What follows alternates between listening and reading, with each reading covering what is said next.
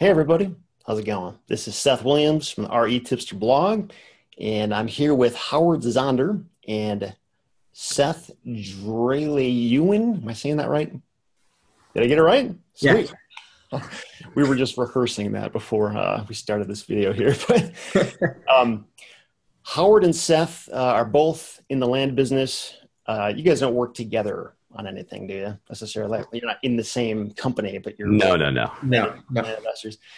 And I wanted to sit down with both of these guys because they're both experienced land investors. And one of the questions that I get asked about all the time, and I frankly don't have like a clear, great answer for it yet, is about CRM systems. Like, what is the best one to use? How do you keep track of your deal flow, all the interactions with customers? And it can be a total mess, especially if you're doing like, more than a few deals a month. It's a lot of stuff to keep track of. And it's a huge challenge. And what a lot of people do if they have a fairly small deal flow is they either sort of keep it all on their head, or they will have some kind of a giant Excel spreadsheet where they try to keep track of everything. And there are better solutions out there. And one of the solutions is, I won't get into it too much yet. I'll kind of let Howard talk about it, but it's a system called Landspeed. I wanted to talk to both of them because Howard created it and Seth is a user of it. At least that's my understanding. That's correct. And yeah, I just kind of wanted to get more info on it. And, this is not meant to be like a commercial for them or anything like that. It's mainly just, let's get the info. How does it work? Why is this worth considering if you're in the land business or the real estate business in general? So, Howard, I guess I'll start with you. Why don't you just tell us, what is your background and experience with land investing? How did you get into this business?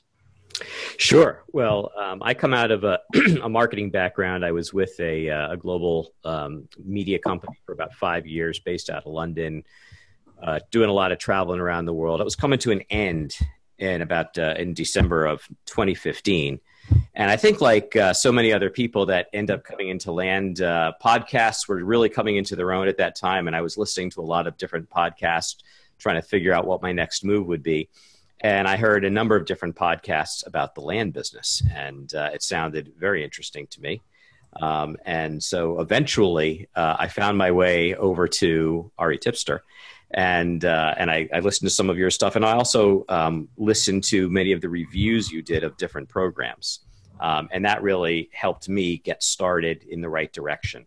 Cool. So, I went into one of these programs, I got some education, and then I started working on it on my own and joining various boards and groups to try to learn from the community, as we all like to do. And it was working well, and I did a number of deals, and I started building my inventory, and everything was going fine. And I think, like so many people, I just kind of hit the wall where the Excel spreadsheet just wasn't cutting the mustard anymore. And so I decided to look in my background. So prior to the media company, I'd been in technology for about a little over 15 years. So I said, you know what, let me just take a stab at this. And when I really thought through the business, I mean, it really is a linear process. And which really adapts itself nicely to automation tools. I mean, basically, we pick a county, we get a list, we scrub and price the list, we mail it, then we do due diligence on properties, we close deals, we market properties, sell properties, and then in some cases, we have to default on them. So I thought, let me just start at the beginning here, because my immediate problem at that time was, how can I automate my mailing and save myself 4 or 5 hours a week? And so that's what I built. But thinking a bit more like, my background, in marketing and product development, I thought, okay, what are my requirements? So I built a set of requirements and eventually built that piece. And of course, I was just building it for my own business. And eventually, once that was out, I said, all right, let me just keep going down the process of the business. So I went, to due diligence and closing and marketing and sales and so forth. And eventually, I had built automation for the entire business. And again, it was just for my own business. And at some point, I started sharing it with some friends of mine that I had met along the way. and to get their feedback on it. And they said, well, we want that too. And so that's when I realized maybe there was more value to this than I was giving credit to. And then we started packaging it up and making it available to people. So that's basically what Landspeed is, right? Can you give us like a 60-second overview of like, and maybe that's not possible because I know it does a lot of stuff, but just high level, like what does it do? Landspeed seeks to automate every last thing that can be automated in the land investing process. Now, everything can't be automated, but if it can be automated, it is. And if it can't be, then we next option would be to use outsourced resources like virtual assistants. But we can also give everybody access to the same tool, and we can automate the tasking of those resources within the process. At the end of the day, our most precious asset as entrepreneurs is our time and our energy. You know, we can always find investors, money can be had, but there's only so much time and there's only so much energy. So what Landspeed seeks to do is make sure that you're not spending any of your precious time and energy on anything that's not adding significant value to your business and your goals. If it's mechanical, if it's administrative in nature, or if it's just something you just don't want to do, let's automate it and outsource it. And Landspeed does that literally from beginning to end. Okay. And just to kind of help add more clarity to that, and you had taken me through this about an hour, I don't know, a week or two ago, whenever that was, just to give me a quick look at it. And from what I recall, I mean, like when I think of a CRM system, you know, customer relationship management, I think of correspondence, like keeping track of a lead that comes in and the communication that's had back and forth between them. Like that's kind of what comes to my mind when I think about that. But this does, like you said, like a lot of stuff. And I don't know if the average person, and I guess Seth is probably a good person to ask about this because I think he uses like a lot of the functionality in it. But from what I understand, it does like direct mail. You can do a lot of property research through it, which I guess utilizes your virtual assistants. And you can do, you know, obviously keeping track of customer correspondence and automating emails. And what are some of the other things that it does that I didn't just mention there?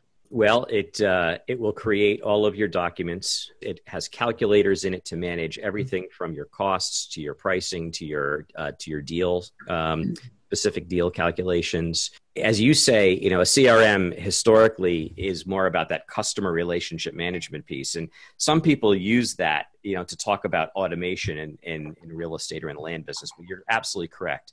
That's only one component of it. This is in the large, I guess the other three-letter acronym that makes more sense here is business process automation.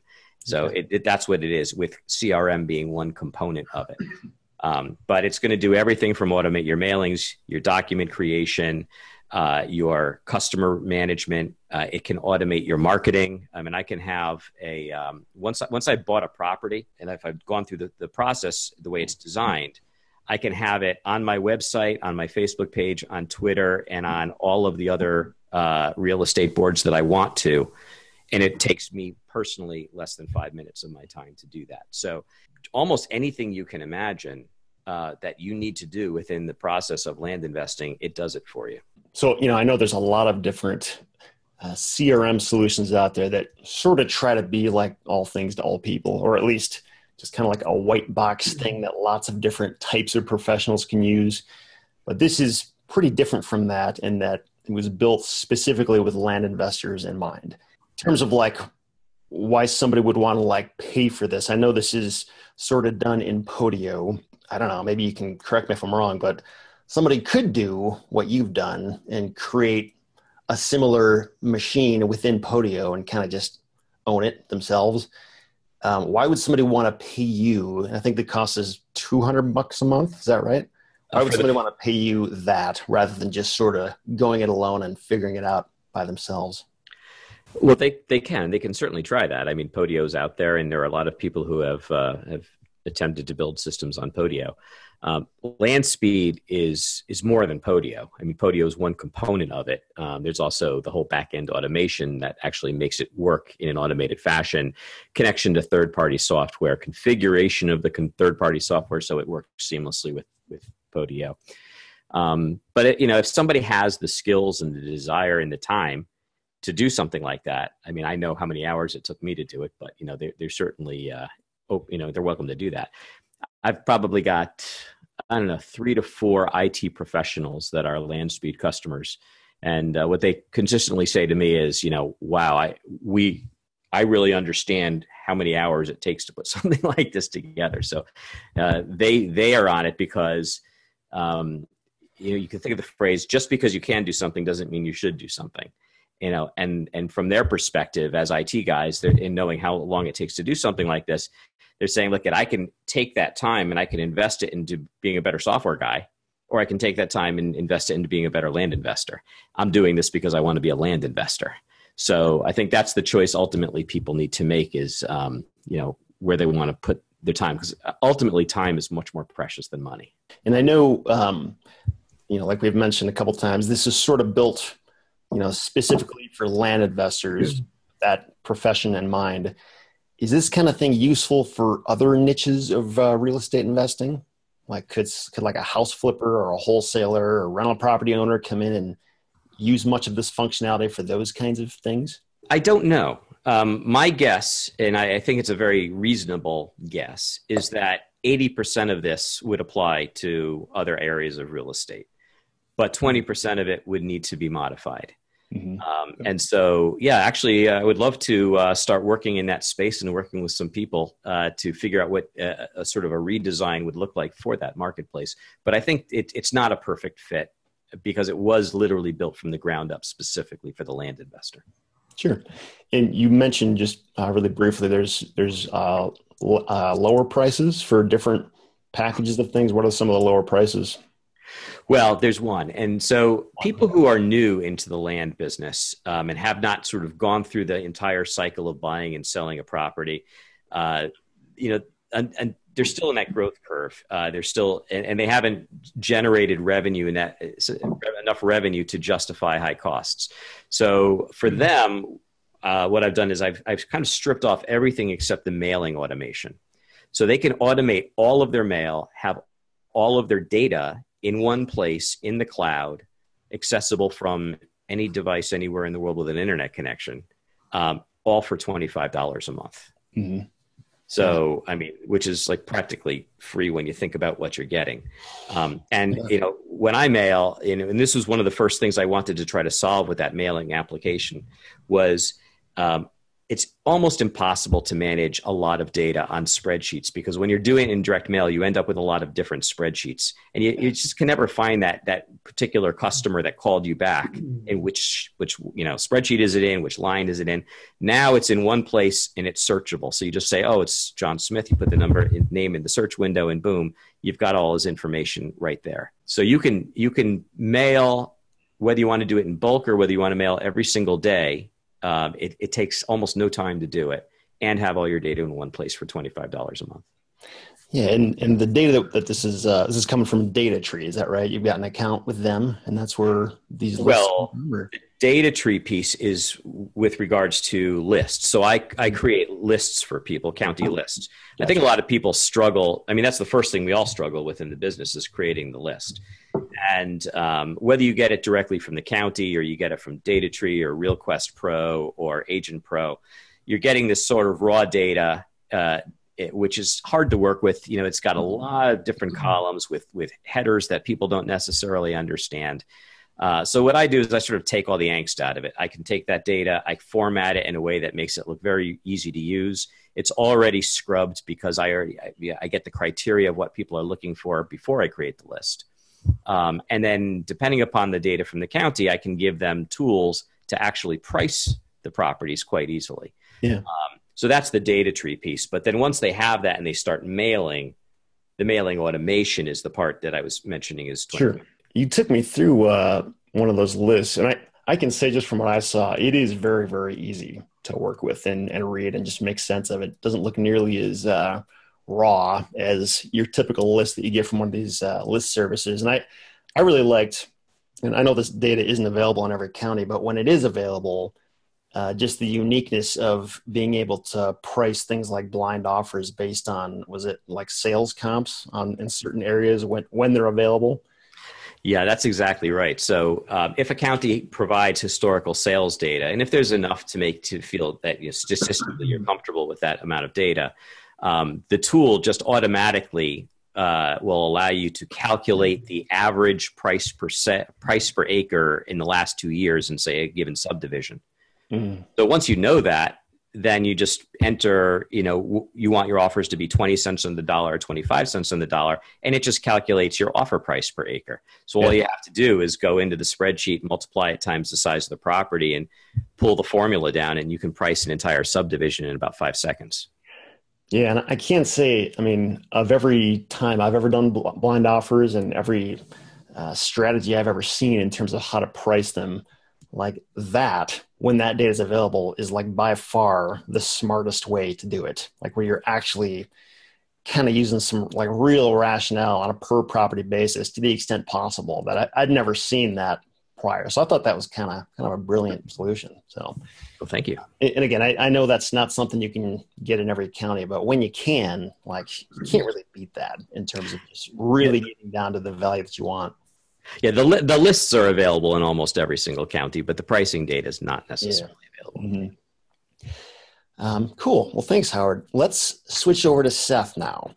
So Seth, or me, or whatever, tell me, what is your experience in land investing? How did you get into this business?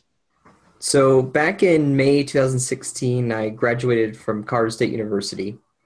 And I didn't really know what I wanted to do. I was like, I want to get into business. And I didn't know what I wanted, which niche I wanted to go into, what market. And I picked real estate, and I just kind of listened to some different podcasts, and I came across yours. Awesome. And so I've been following you for a long time. Cool. And I was like, we were looking at, all the different ones. You have your mobile homes, you have your condos, you have houses, you have all these different areas. And then we found land, and I'm like, oh, okay, that's an interesting niche. I'm like, I wouldn't even think that people would flip land. But so we just looked into it. Me and my brother were in business together. He's 17. I'm 23. So we started this about a year ago, back in October 2016. We finally decided that we're going to get into this and purchased an informational packet and basically learned about the different processes from mailing or finding a county, mailing, the due diligence piece, the closing, the marketing, the sales. And we didn't, thankfully, the first time we've had to do a default was actually this last month. So it's been a long time, but finally had our first one there, which is something that Landspeed will let you do. It's all automated. You can go in there and send a default record in 5 minutes or less. So we kind of got into it, and we started out going really slow. So we did about 25 deals last year. And consistently since about October, we've doubled our sales every single month. So now we're doing about 8 to 10 every single month. And now we're bringing in more channels of sales. So we're looking to double that again in the next few months here. So basically got into it and just have been really grinding at it. And I think it was finally around July, August, we were just getting so fed up with the system we had. We were using Trello, we were using Voxer, we were using Google Sheets, and had most of the stuff that was going on, the mailers, it's like, oh, okay, that was that mailer from that time, so that's in that spreadsheet. Another mailer, that's another spreadsheet. It's all over the place. And someone calls and it's like, I have absolutely no idea what we even offered them. Let's ask them what's on the offer letter. And, sometimes you overpay for that because, you don't know your numbers. And so when we finally got a system, Landspeed, able to search for it. So before that, everything was just, kind of discombobulated and all over the place and all in my head, which that's okay when you're doing a few deals. But when you're doing, 20 a month, purchasing and selling, it's out of control very quickly. Yeah, that's enough to drive you crazy if you don't have some kind of system down.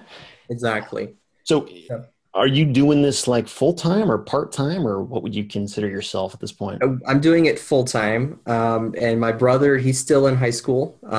So we're probably some of the youngest people you'll see in the land niche. That's really cool, man. Out there. Yeah.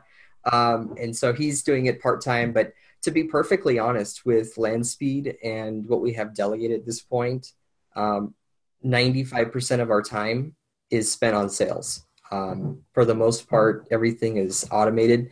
And, knowing your numbers, that's a really important thing in this business, is knowing your numbers so you know when you should automate, when you should delegate, so you can get yourself out of the business and working on the business. And so it's really important to know your numbers. So by April, we'll be 90% delegated and automated.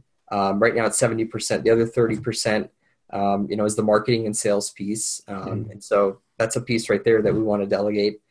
So by April, we'll be 95%. We have the sales piece. That's the last slice of the pie, and it'll be great. Mm-hmm. Okay, cool. So, I mean, in your experience, it sounds like you've kind of, worked the business doing a smaller volume and then obviously a much higher volume now. Like, I don't know, do you have an idea what was the point at which it's like, okay, a spreadsheet does not work. Like, we need to get a system. Like, how many deals per month would you say like truly warrants this kind of investment into this kind of system? So I was thinking about this question when you sent it to me, and there's a couple of different ideas that come to mind. The first one is, when paper on your desk is getting out of control, that's when it's time to think about automating and getting a system of some kind. At the time we were thinking, I think this was in July. So in July, we were doing about 2 to 3 purchases per month, and we were doing about 2 sales a month.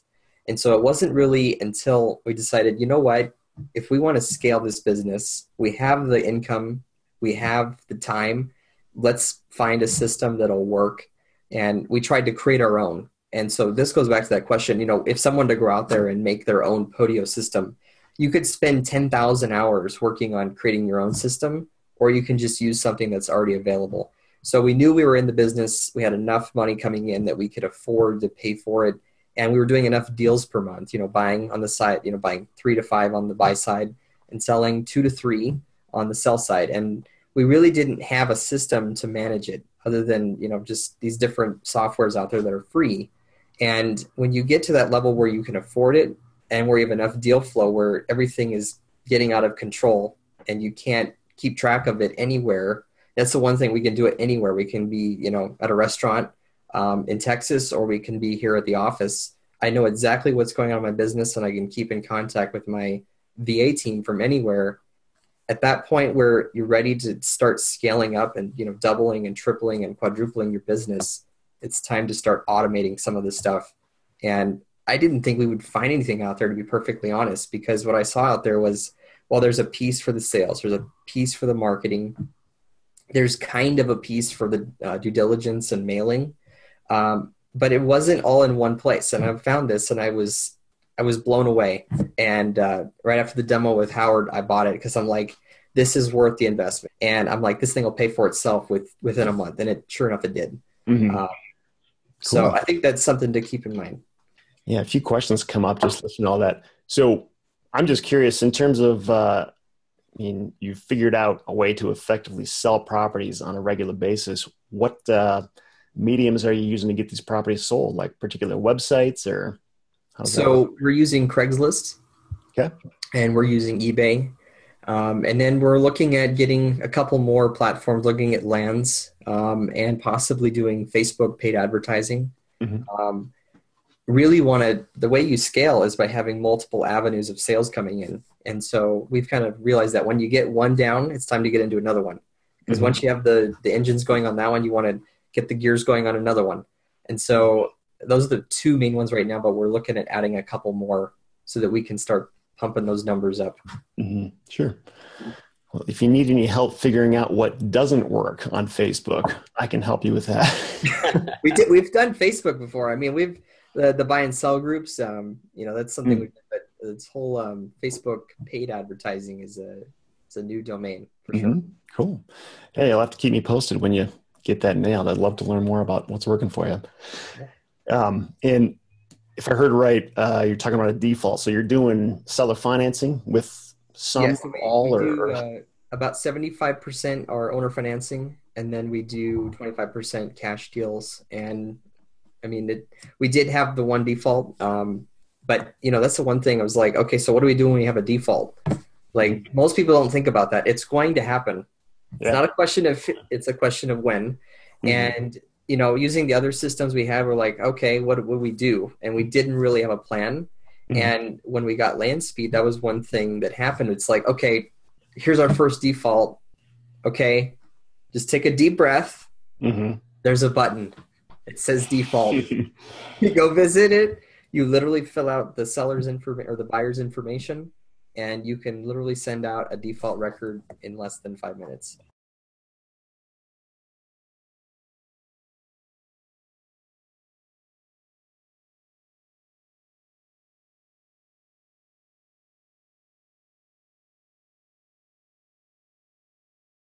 It sounds like in terms of like the documents that you can fill out, you basically have to make sure you have the right state specific document. And then once it's in there, you can kind of just like fill in the blank and make it really fast.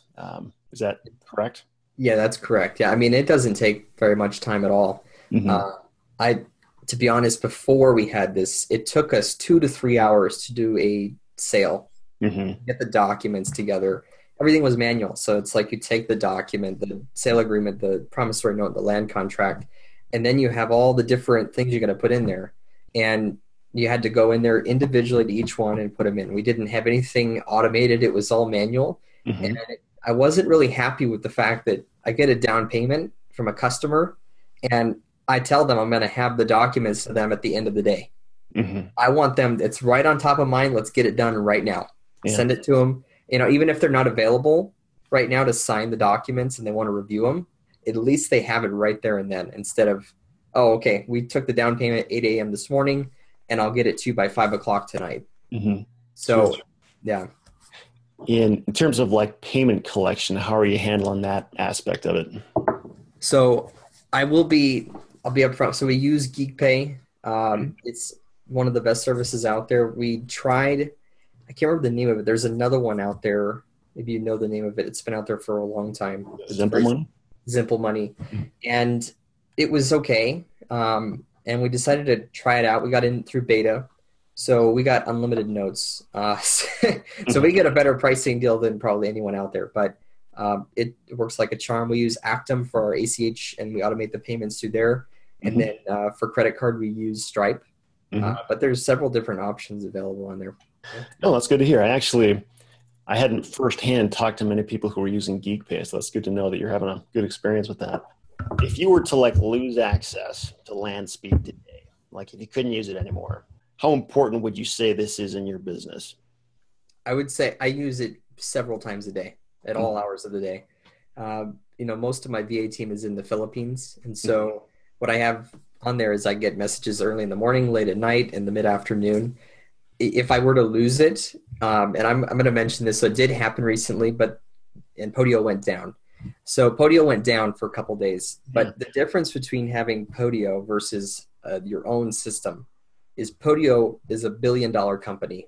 Maybe it's not a billion, but it's a multi-million-dollar company, and they have several software engineers that work for their company, and they worked on it for 2 days straight to get it completely fixed. If this was your own system and you had a part-time software engineer, it probably would take 3 or 4 times as long for them to fix all the different bugs.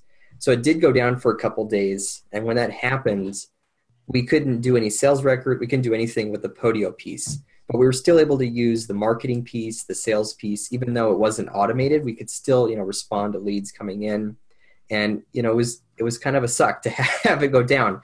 But software breaks down. It doesn't matter whether it's Podio or another software, and you just kind of have to put the brakes on for a couple of days, and that's kind of what we did. We just kind of worked on some delegation piece and training with our VAs for those 2 days, but it does happen. Okay. Yeah. And I'm curious, for somebody who's doing as much volume as you do, I know a big bottleneck a lot of people run into is they just frankly run out of cash to buy new properties until they sell some other ones and kind of recoup their costs and that kind of thing. Is that something you've encountered? And if not, how have you not encountered that?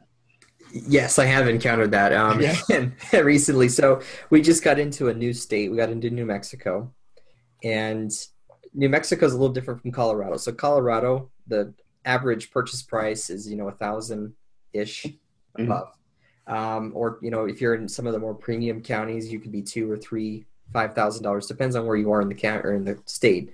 And this is my state, so I know the areas that I'm mailing and the areas that I'm working really well. I've been there I've seen the areas.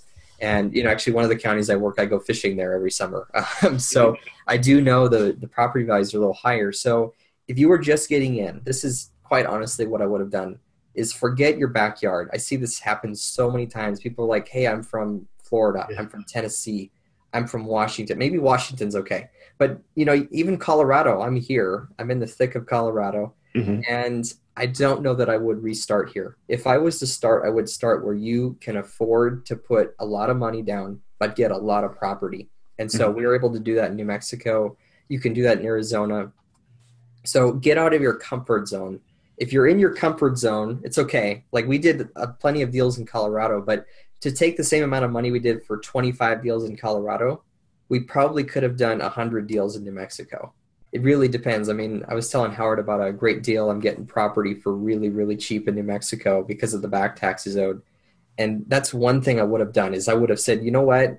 This is all like everything's brand new, right? When you're getting into this land business, it's like, I got to do all this stuff. And it's like, I really want to do something that's comfortable. At least I have the land and I can go visit it, right? But the reality is I never once even visited the land. I wanted it to be in my backyard, but I never went to it. My whole concept of, hey, I have to have it in my backyard, but then I never go visit, it kind of completely defeats the whole purpose. So it could be in Alaska, and you're in Alaska, but that doesn't make one bit of a difference. You're not going to visit the property. There's no need for it. So if I were to start over, I'd do New Mexico. And when you get cash strapped, you can sell the note. That's one thing. You can, start buying cheaper property somewhere else, which is kind of what we decided to do. It's like take a break from doing the more expensive, which $1,000 a property can get expensive when you're, doing volume. And just start looking at other areas and get out of your comfort zone. Because if you get out of your comfort zone, you can buy property for, $50, $100. And people are like, that's crazy, but you really can. And so you just have to find the right area and, get out of that comfort zone. Now, when you say sell the note, have you ever actually done that? I do know that there's tlfolio.com. I've heard of that one. Haven't really tested it out, but I do know that you can sell notes on there. But really, to be perfectly honest, I don't know that I would even sell the note because it is you're only going to get 50 to 70% of the note's value for whatever you sell it for. Usually it's 12 months to 18 months. That's the first thing. The second thing is, if you don't, let's say that all of them defaulted. So let's say you had a really bad experience. You sold all these people and they all defaulted. You're still responsible for paying your note buyer.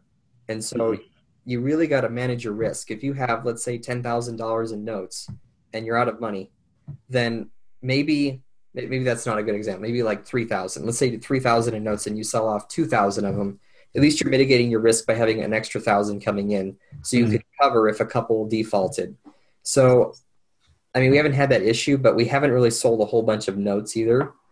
But it's definitely an option out there if you're really cash strapped to get some cash quick so that you can start paying for new properties, because that's really the bottleneck. It's like, okay, I just sold all this property and now I have nothing left. Now what do I do? You can go buy wholesale, but you're going to pay twice as much. Maybe that's okay. Maybe you're trying to get in a new area, but really you want to have those mailings going out and you want to be constantly purchasing property. Sure. And I know you mentioned earlier how, the bulk of your time is spent on the sales end. And I know that tends to be the harder part, at least for me anyway. That's always been my harder part, is getting the things sold. Finding the deals is not hard. So, like, in terms of the time you spend on this, is this just like getting into Craigslist and posting and renewing ads? Or is that part of what you're trying to automate? Or where do you see that? That's part of the delegation. The Craigslist is one of them. Another one is going to be, we're actually going to get a mailing agent. So it only takes us 5 minutes to mail once we have all of the information inputted into Landspeed. But that's still a process. You have to sift through, okay, I don't want these people and I do want these people. So let's say you get a list of 300 people. Maybe you only want to mail 200. You're going to sift out the ones you don't want to mail. So maybe you don't mail people that are local, or maybe you don't mail companies because they're also selling land. So that sort of thing. So you still have to sift through them, and then you have to mail out. So we're going to get a mailing agent. So by the time we get the mailing agent, the marketing, and then this Craigslist will be a totally separate thing. Then it will be that last slice is the sales piece. Yeah. Now, being that you've done a lot of work in Colorado, do you have like a buyer's list going in Colorado? Is that something you spend a lot Yeah. of time on? Yeah. So we do have a buyer's list. So anyone that contacts us gets put on our buyer's list. Hmm. And, we just send them a deal of the week. And we also get some sales from there as well. Okay. And this is just purely an email thing? Yeah, just purely email. Okay. Cool.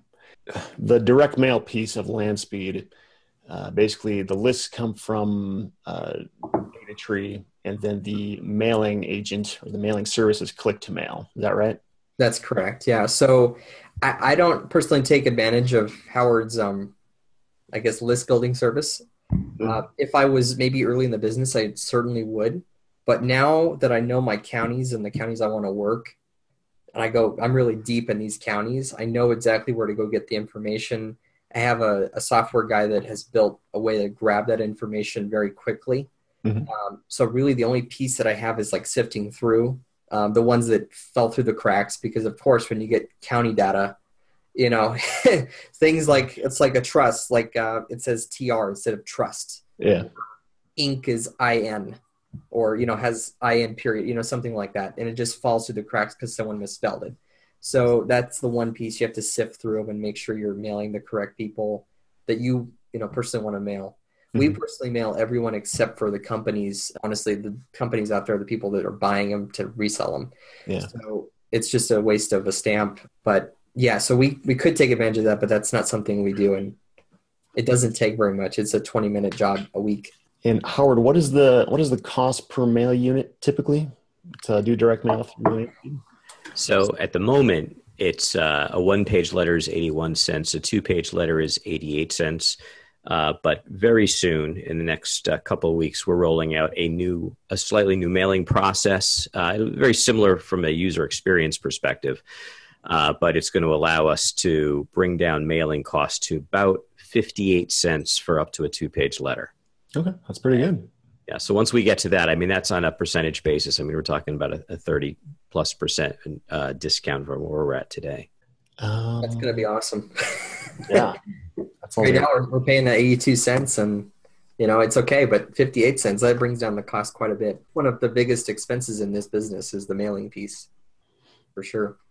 So Seth, where do you want your business to go? Like, where do you see this going in like 3 or 5 years? It sounds like you've done really well so far, and you're a great example of somebody who's just like made it happen and just kind of pushed it forward. Is like, how do you want this to evolve? So it's kind of funny you asked that question. This last weekend we were mapping the business. Mm-hmm. That's why I have those actual answers for you when we're going to have this stuff delegated, because that's like the last three pieces. And once we have that, it's just the sales piece. Mm-hmm. And we were looking at our numbers for this year, and in, I guess, 3 to 5 years, I would hope to be 1 or 2 hours in the business. And I would hope to be somewhere between $5 and $10 million per year in terms of not just like in cash, but in terms of notes as well. Mm-hmm. Having a $5 to $10 million business. And this year, we're on track to do about $750,000 to $1 million. Mm-hmm. Wow. That's great, man. That's awesome. Yeah. I'm curious, Howard, do you know of any way to work the land business in Canada, like where to get data? Have you ever looked into that? Or you know anything about that? I haven't looked into it. I have not, but I think Canada's data is pretty good. I'm sure their government has data resources just the same as we do. We just have to figure out what they are and how to access them. Yeah. And then the process of scrubbing is all the same. But no, I haven't looked into it. Yeah, that's, it's just kind of off the cuff question that came to mind. Everybody I have ever asked on that, ever, I was like, I don't know. Like nobody seems to know where to get it or how it works. And like you said, like it has to exist somewhere. It's just a matter of like, where do you go to get it? Yeah, no, it's an interesting idea. You got a massive landmass with a lot fewer people. Like, yeah, exactly what you said. Just like if the U.S. is a big opportunity, Canada is like, and for that matter, like any other country in the world too, like. All right, I'm taking a note right now. Well, there you go. But you got to remember, not every country people can own land. Yeah, no, and that's another thing. Like, depending on which country you're talking about, like, who knows who's going to overthrow it next week, and everything's going to be owned by somebody else. So exactly. you got to have a good sustainable government that's, there's a lot of things that kind of have to align for it to make sense. And it's kind of easy to take that for granted in the US because those things do align. Yeah.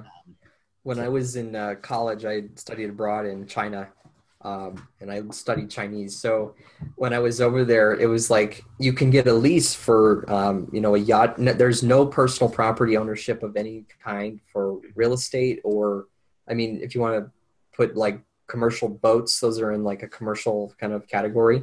You can get a 70-year lease on a boat. You can get a 70-year lease on a home. So if you want to lease the land, there's like communal areas, and the whole community pitches in and they like lease the land for 70 years. And then after that, they have to re-up the lease from the government. So, it's really interesting. And like Arizona, it's a really interesting market down there. You have a lot of Chinese companies buying land in Arizona. And I'm starting to see that in Colorado and other areas. It's like, they just want land because they have in China, they can't own it. But in the United States, they can own land. Foreigners can own land in the United States. So it's really interesting. Yeah, I actually have heard that for years about Chinese people and companies buying U.S. real estate. I never really understood why exactly, but that kind of makes sense, I guess. But yeah, that's right now, a lot of it's about repatriating their wealth outside of China. Mm-hmm. Yeah, but the second piece is that they can't, and they can here. And that's the single reason why they want to do it. Yeah. I actually was doing some research on a blog post I did a couple weeks back about just interesting real estate facts. And Singapore is actually a very similar thing where all the land is owned by the government. And like I was reading that. That was very interesting. Yeah.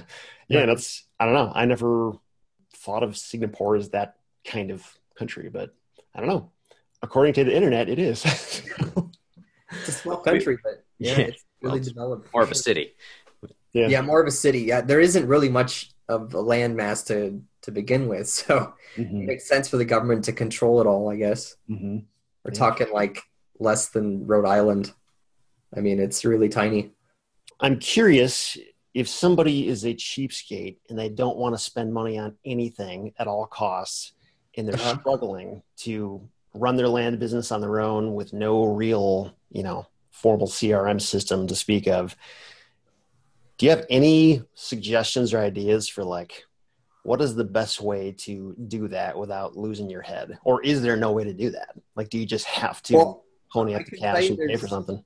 There's a way to do it without having it all in one platform, which was one of the major reasons I decided to go with Landspeed. But before that, I was using Voxer to keep, it's free. These are all free. So the first one is Voxer. That's the way I was keeping in contact with my VA team. The second one is Trello. And I was using that to keep track of our deal flow somewhat. Because, you have to take it from some Excel sheet and you got to put it into the Trello card. And it's like, okay, now we move the card along.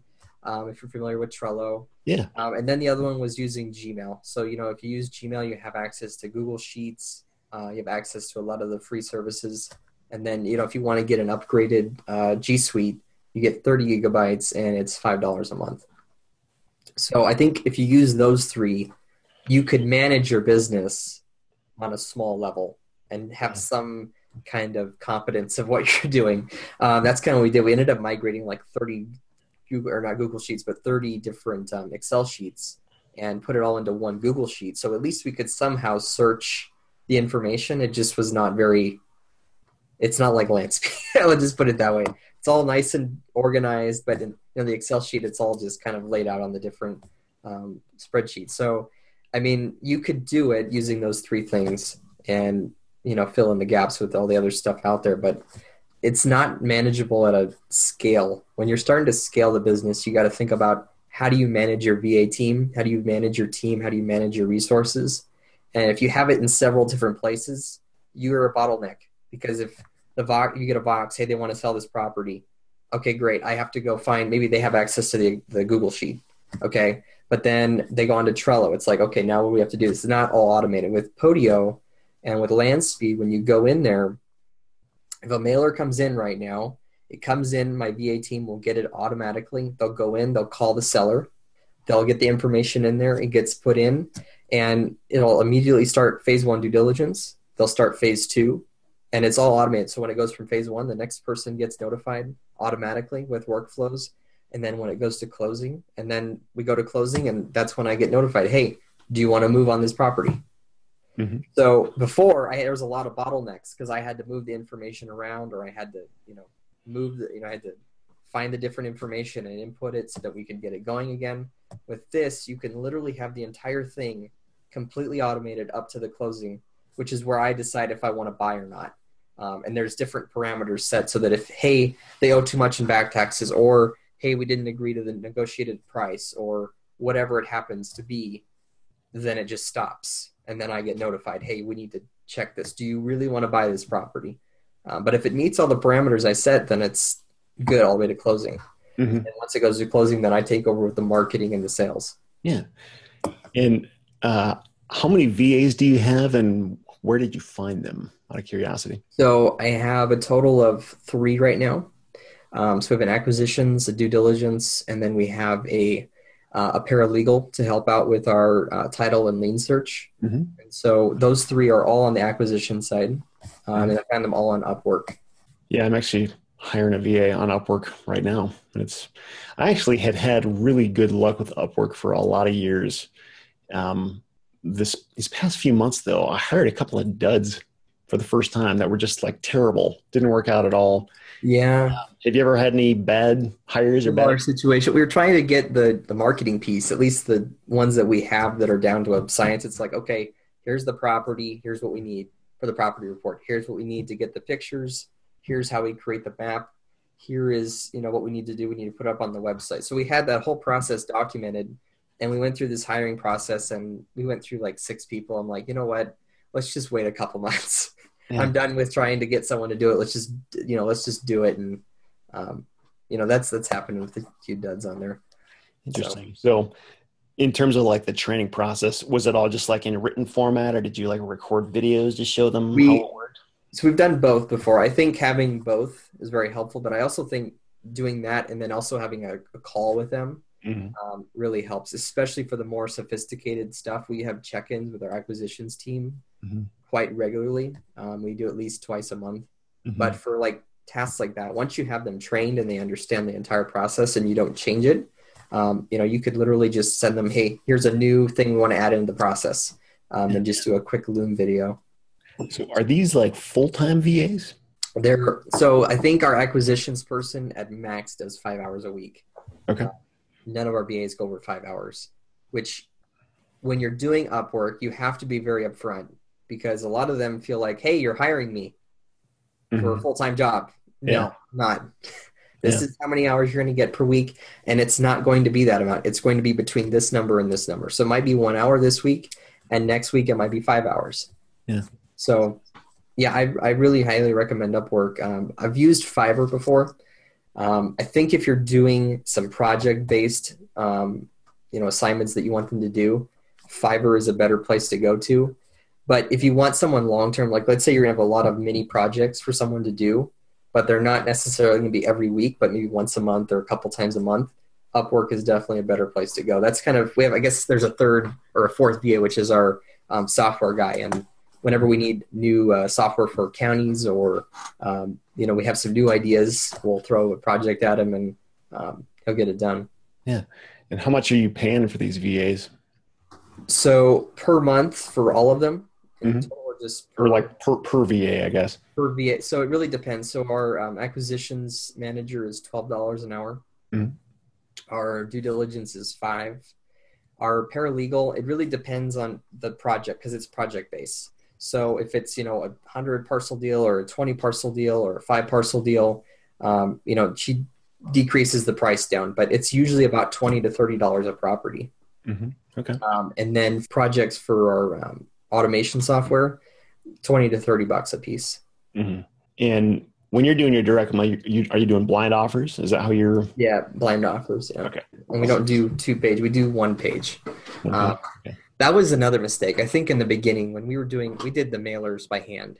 So I think if you're really fresh in the business and you haven't even done that before, that's something you should really endure before you automate it, because if you don't, you won't understand the pain of the paper cuts. Like, I mean, and that's one of the biggest things is like we would go to Costco and get the 100 stamps and they'd be like, what the heck is wrong with this kid? He's 16 years old and he's buying 100 stamps. What is he doing? Mailing his grandma 100 letters? and then we go home and it's like, okay, you fold, I'll do the envelope stopping, you do the stamp on the envelope. And so if you haven't been through that, I think it really humbles you in this process, because then it's like you do this and it's like, okay, done. Yeah. Someone else is mailing it. Someone else is preparing them. I don't have to care. Yeah. Yeah, I know what you mean, man. I did that too. I think at least one, maybe two occasions many, many years ago.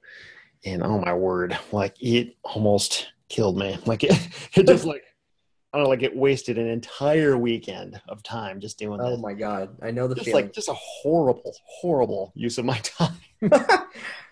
But to be old and wise, you must first be young and stupid, right? That's correct. Well, if people want to learn more about either one of you guys, is there any place they should go, or no pressure, but if you want to? Yeah, absolutely. If they want to, they can find me on Facebook by my name, or if they can go to facebook.com/landbiz automation. That's LANDBIZ automation. And that's the Landspeed page. Just send me a PM. I get them all the time, and we'll chat. If you have any questions, we can set up a tour of the product. It's really it's a really low pressure sales process. I don't really like high pressure sales, so it's more like, let me just show you what we can do for you, and see if you're ready for this. And I would say that the question about people who are they really ready? People don't want to spend the money on the business. I think when you start out, the point that Seth made is really spot on, which is when you're first starting, you have to manage your costs. I mean, it's really important. But there comes a point in time where you're starting to have some success, or you're starting to make the progress. You cannot grow a business through cost control. It just doesn't work. I mean, you have to have the tools and the process. And I would say that while I am a big advocate of education in every regard, a lot of the education in the land business is about the process of the land business and about tidbits on how to automate. But the truth of the matter is, a good automation tool is nothing but a reflection of the process. And so the tool in a lot of ways becomes the teacher. And so you can get the automation and the teacher all almost kind of wrapped up, surrounded by a very active community of support to really get you moving in the land business. And depending upon how you want to proceed, it actually could save you money. So I hope people will contact me. I would love to chat with you. Now, you mentioned earlier, Howard, like right at the beginning of this this conversation, something about how you can't automate every single thing in the land business, but you can automate a lot of it. Yeah. In your mind, in your opinion, what can you not automate in the land business? Well, I think anything people shouldn't even try to automate because it just shouldn't be done. Yeah. Well, I think that anything that requires judgment should not be automated. Mm-hmm. Anything that requires engagement with other human beings should not be automated.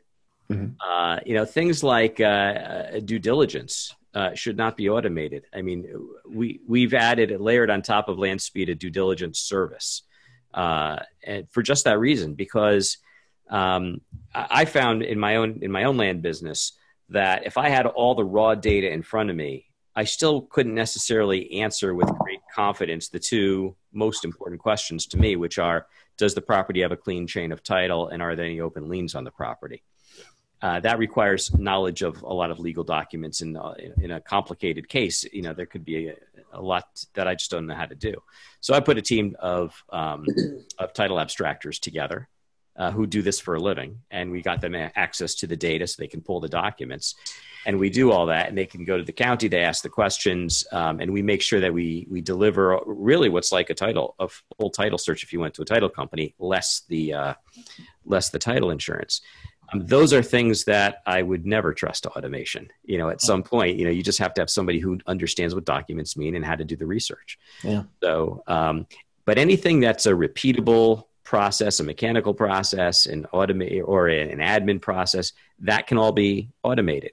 And even when you engage your team, those taskings can be automated. And so what a lot of people find, especially people who are very established land investors, and then they come onto Landspeed, they find that their VA costs actually plummet, because now we only engage VAs for very specific activities at very specific times. And so that the time you pay for those VAs goes down.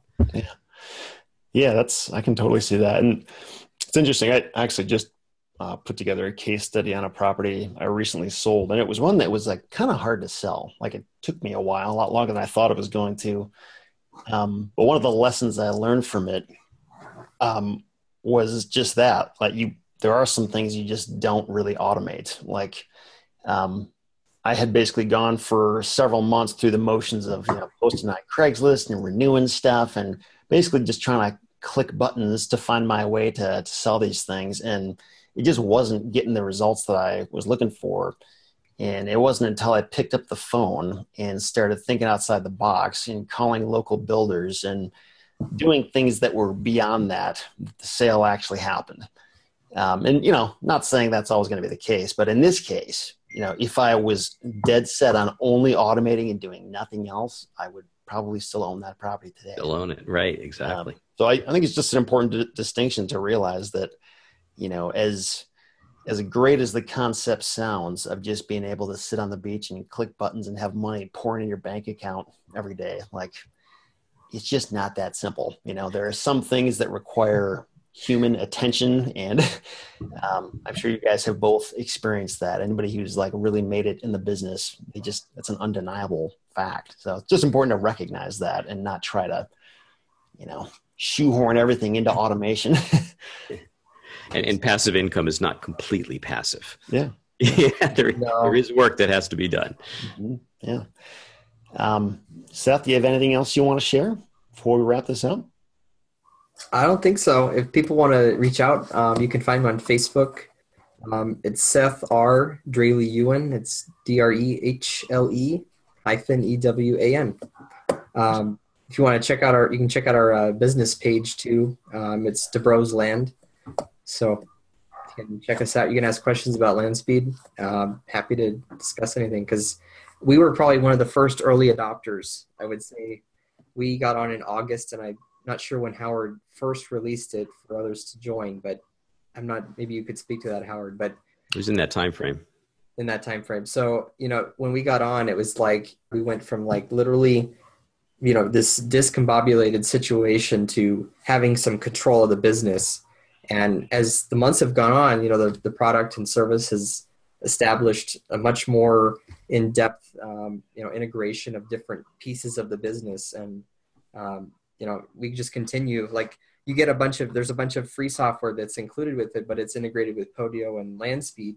But we're just recently, upgrading some of the stuff. You can upgrade Podio so you can have a bigger team. You can have a better sales process using HubSpot. And so it's really good when you finally get to that level where it's like, okay, I have it under control. Okay, now it's time to do more. I don't know who said it, but it was someone said, if everything is under control, you're not going fast enough. And so when you're at that level where you have so much stuff going on and you have no idea what's going on, it's time to tame it a little bit so that you can, scale yourself up a little bit more. Cool. Well, hey guys, I really appreciate both of you taking time out of your day to chat with me and share your experiences and thoughts on the land business. Super helpful just to hear, what you guys have to say. So thank you again. And thanks to everybody who's listening.